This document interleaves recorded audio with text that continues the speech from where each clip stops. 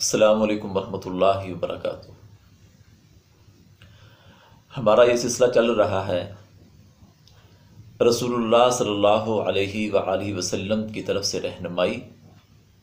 تمام مسائل کا حل، شیطان سے تحفظ اور بیماریوں کا علاج۔ میں نے آپ کو کہا تھا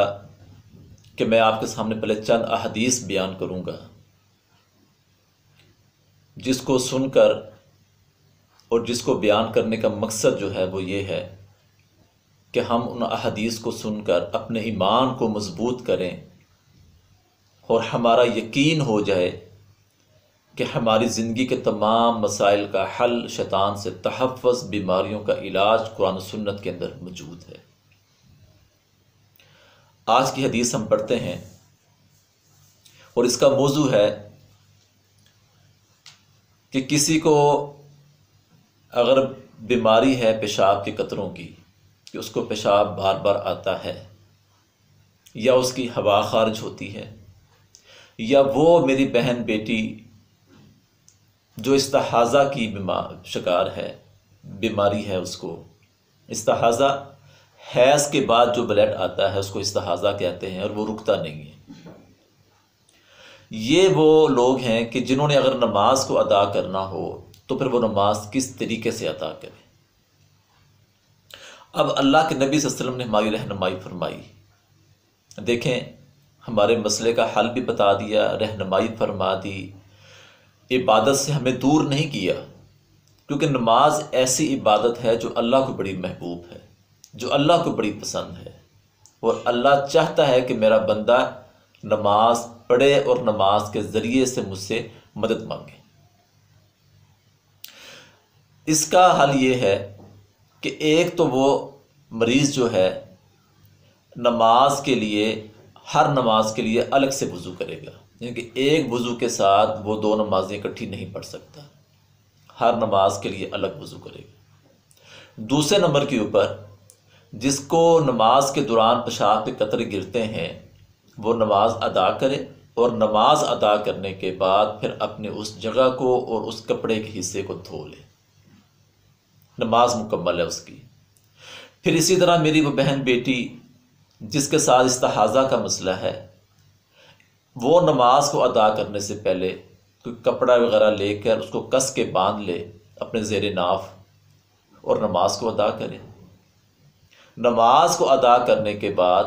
وہ اپنے کپڑے کو اتار لے اور کوئی اور کپڑا بدل لے، اگر نہیں تو پھر وہ اسی کپڑے کی صورت میں دوسری نماز کا جب وقت ہوگا تو وہ نماز کو ادا کر سکتی۔ دیکھیں رہنمائی بھی مل گئی، جب ہم نماز کو ادا کریں گے اور نماز کو ادا کرنے کے بعد جب ہم اللہ کا ذکر کریں گے تو پھر ہمیں شیطان سے تحفظ بھی مل گیا، اور اسی نماز کے اندر ان بیماریوں کا علاج بھی موجود ہے۔ ایک بہن جس کو استحاضہ کا مسئلہ تھا عرصہ 2 سال سے، اور انہوں نے بڑا اپنا چیک اپ وغیرہ کروایا، اور ان کے جو خامن تھے وہ بذات خود حکیم تھے، لیکن کوئی مسئلہ حل نہیں ہو رہا تھا، کیونکہ استحاضہ جو یہ بیماری ہے یہ شیطان کی طرف سے لگتی ہے۔ رسول اللہ صلی اللہ علیہ وسلم کے پاس کچھ عورتیں آئیں اور انہوں نے آ کر اسی بیماری کا تذکرہ کیا کہ اللہ کے رسول، حیض کے بعد یہ بیماری ہمیں لگی ہے جس کو استحاضہ کہا جاتا ہے، بلڈ آ رہا ہے، اس کے بارے میں کیا حکم ہے؟ آپ صلی اللہ علیہ وسلم نے فرمایا یہ تو شیطان ہے جو ایڈ لگاتا ہے وہاں پر جس سے وہ خون جاری ہوتا ہے۔ تو عورتیں حیران ہوئیں کہ اللہ کے رسول شیطان؟ آپ نے فرمایا وہ شیطان تو تمہارے جسم میں اس طرح گردش کرتا ہے جس طرح خون گردش کرتا ہے۔